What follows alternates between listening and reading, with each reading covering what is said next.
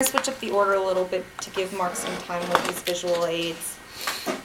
All right, for our first prepared speaker today, Mr. Aaron Wright has been a Toastmaster, and Aaron, I borrowed this from you, for 2/10 of a score. Is that correct? Yes, a tenth of a score. 2/10 would be 1/10. 1/10 because the score is 20 years. So then 1/10 of a score. Got it. He joined in order to learn new word of the days for his growing vocabulary. I customized that myself. Oh, I'm like, did I now? Today, Aaron will be giving his second speech, Speeches by Management, from the Advanced Communicator Manual. The title of his 5 to 7 minute speech is Moving On Up.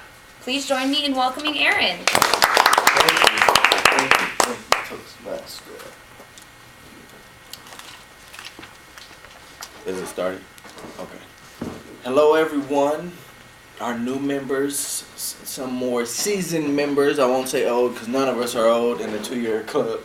New seasoned members. Today I want to talk about Toasting NG, our club. And I want to give an appraisal on how I think we've done, a little information about what we can do better, and where I see us going as an organization.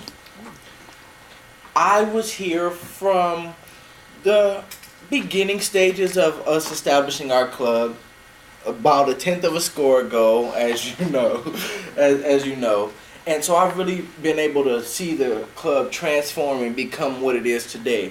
I've seen us try things. I've seen us be successful at things and not fail at things, but actually realize that there are better ways to maybe do things. And so that comes with growth. And I'm proud of us for doing that. I think that we've had a great job at having a backbone and being adaptable and tenacious and not letting things that may not hit our exact expectations deter us from moving forward and being creative. So that for me has been one of the greatest things about this club is our tenacity and resilience. We talk about this sometimes in our officer meetings, but I want to speak emblazonly and share this with you as newer members. Yeah, strike me dead, no baby. I want to talk to you about newer members. I know before I was on the board, sometimes I may have had an opinion or critique a thing about certain things, but didn't feel like I was able to impact the way things were going on or really have much of a mark. I want to tell you that you can. I want to let you know, emblazoningly letting you know how powerful you are. Because you are, as a member of this club, all of you are unofficial public relations people. All of you are unofficial membership people. All of you are unofficial secretaries, treasurers, and all of the above. Because as we form relationships with people, we can give that friendly reminder. Did you say that over to Mark? Hey, no, I know somebody. Hey, you're new in my organization. Why don't you come on to Toastmasters? I notice you don't talk to people. You know what? Let's change that. There are plenty of ways that we can do that. And it's done lighthearted. I don't know if Chris Darden, did he tell everybody? Because he said he would? No. Okay, see, but he needs to, and you can remind him about that. I went, and for our open house, I went because I'm buddies with him. I gave him my invitation. He said he would show him at staff. He would present it at staff. As an extension of the public relations effort, I'm sure you can remind Chris, hey Chris, you know Toastmasters is a great organization that I just joined. Why don't you come on out? And we can do that. Or any capacity that you see that we can improve and you could possibly be of help, feel free to do that. You don't necessarily have to ask for permission sometimes. We trust you.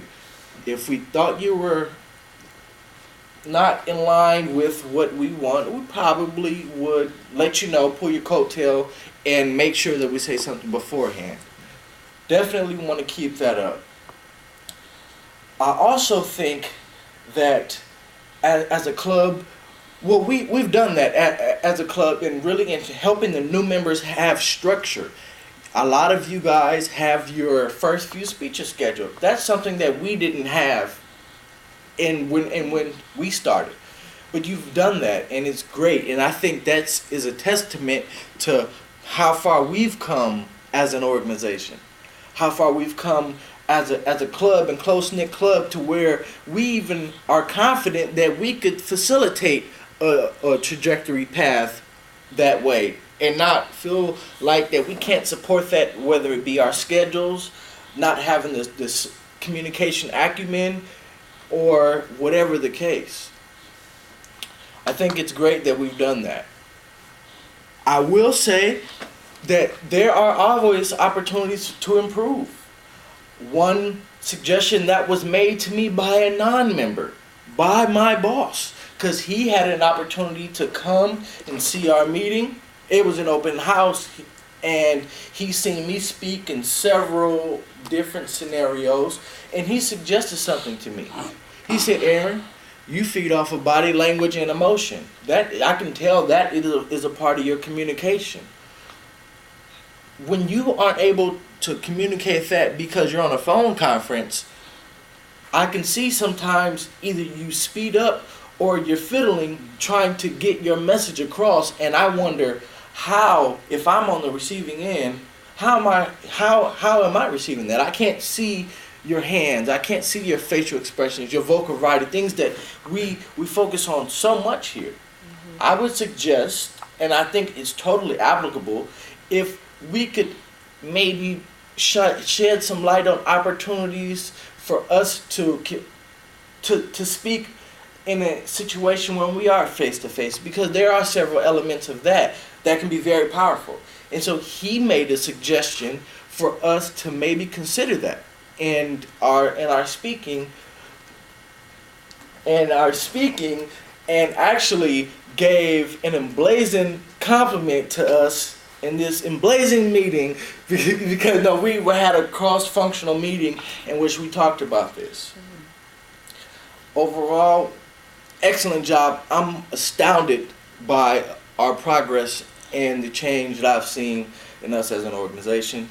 I think that we're going forward in ways that are going to completely obliterate everyone's expectations, which I am proud to see.